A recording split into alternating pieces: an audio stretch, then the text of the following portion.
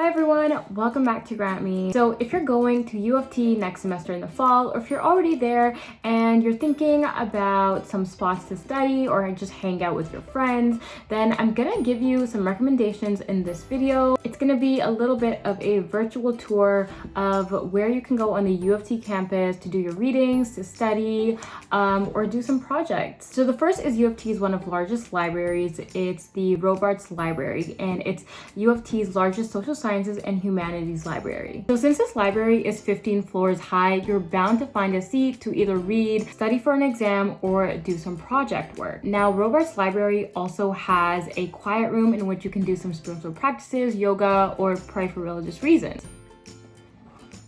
The first 3 floors of this library are actually 24 hours. So if you're the kind of person that needs to do all-nighters or you forgot to study for a test, then the first 3 floors of this library are perfect for you. And it's open every single day except Friday and Saturday for 24 hours. Okay, so the next one is called the UC Quad. And the UC Quad stands for University College Quadrangle. And this is a small screen space that includes benches and trees, and sometimes there's events there, sometimes there aren't, but majority of the time it's for people to sit down, relax, and in terms of studying, you can grab a friend, grab a picnic blanket, and you can get some reading done and get out of the library atmosphere, and it'll be a little bit more enjoyable getting your work done there, and you'll get some fresh air. And back to my point about the events, there are events happening sometimes in the UC Quad, so make sure that you check the events calendar so you're not clashing with any events, and you can have a good time completing your readings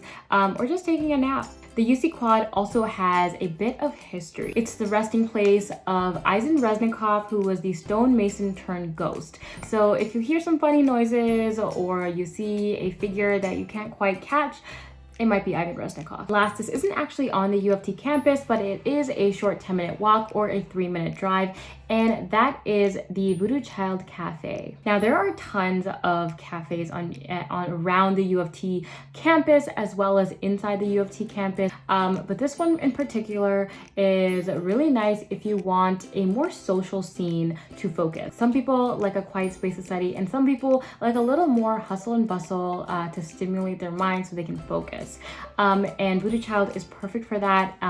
It also helps you focus because it's an espresso bar, and so if you need your coffee, Voodoo Child can give you espresso and coffee. So because it is an espresso bar and it's more social, I would say that this is better for meetups, for projects, or meetings that are more informal rather than studying the night before for an exam.